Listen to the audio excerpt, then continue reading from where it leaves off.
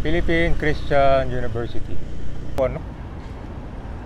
Wala bang nagbabantay dito?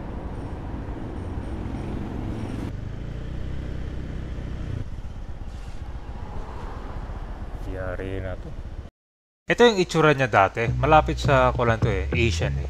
So yung bangketa dyan, nakabukas pa lang siya. Actually yung nandyan lang, mga obstruction lang, di ba? Malaki yung pagbabago kung ikukumpara mo ngayon.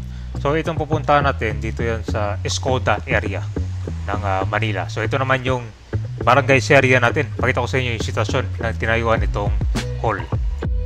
Nandito na tayo sa Leo Ginto, Manila area update natin mga batang Manila. So ito yung na-receive natin na concerned citizen. So talaga marami palang mga naitayo dito sa mga kalsada at saka bangketa na malaking abala. So ang pupuntahan natin dito malapit sa Asian Institute lang ito eh. So nakaparallel lang tayo dito sa Top Avenue. Yan, pupuntahan natin corner yata Escoda.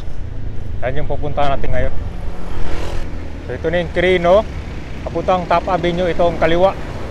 Diretso lang tayo dito. So sa mga merong dyan alam na mga iba pang naitayo, lalo na sa kalsada or bangketa, yan, comment down below lang kayo. At yan ay mapupuntahan natin. Marami na tayong nakakon dito. Yung una dumulapit sa pundo, no? Tsaka ako na rin pala pag-usapan na bawal na doon mag-parking sa sidewalk. Ano sa tingin nyo ba kung gagawing fully implemented yun, di ba? So maraming matatanggal nitong mga sasakyan sa mga nakaparada sa sidewalk, no?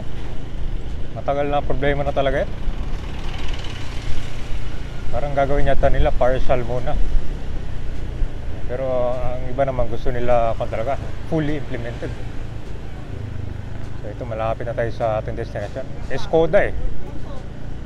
Corner Escoda.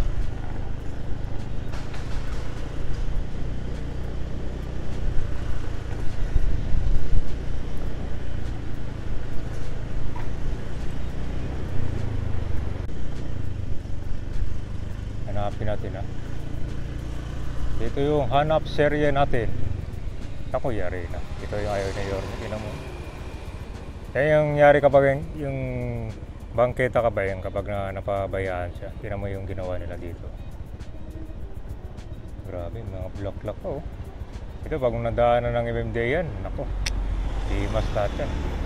Ginawa pang lutuan, no? Wala bang nagbabantay dito?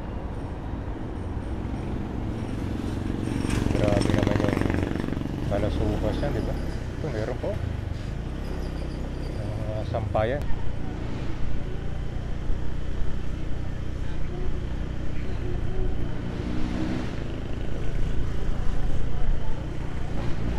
Ito pala.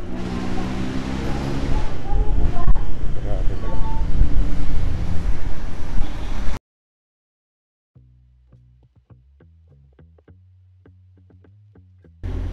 Matindi pala yung pagkagawa nito. Grabe pala oh. Nasa bangketa talaga oh. Yan na madaanan no. Ito lang to sa Asian Social Institute. Dito lang nakapwesto. Ito pala oh. So comment down below na lang kayo. Parang sinuksok lang siya dito sa bangketa oh. Matindi pala oh. Yari na to.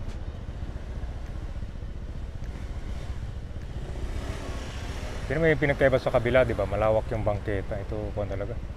Masikip. So ito pala. Malaki pala kabay, no? Yan, puno ng mga kwan dyan, no? Ng mga bike. Okay.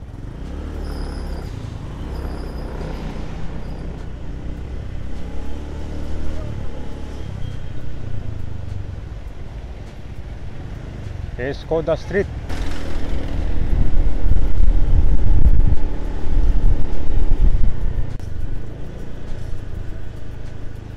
tingnan mo dito, di ba? Yung ibang kalsada, ang lawak ko. Yan yung dapat ibalik sa taong bayan talaga.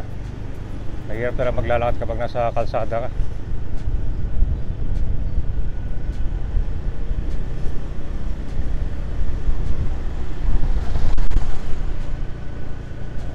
Kailangan pang ayusin ang kasi dito ng mga illegal parking.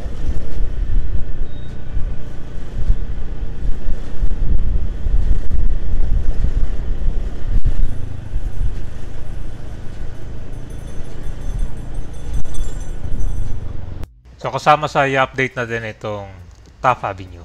Kita mo yung pagbabago dito sa may bangketa, di ba? Hinigpitan na kasi yung mga ibang kalsada dito tulad ng mga non-negotiable na mga roads tulad ng Pedro Hill. Ibig sabihin bawal talaga yung mga benters yan. So naging mahigpit yung pagbabantay nila dito. Yun mo yung Taft Avenue, di ba? Ang ganda na, oh. Talaga malaki yung improvement. Ganyan dapat, di ba, yung bangketa.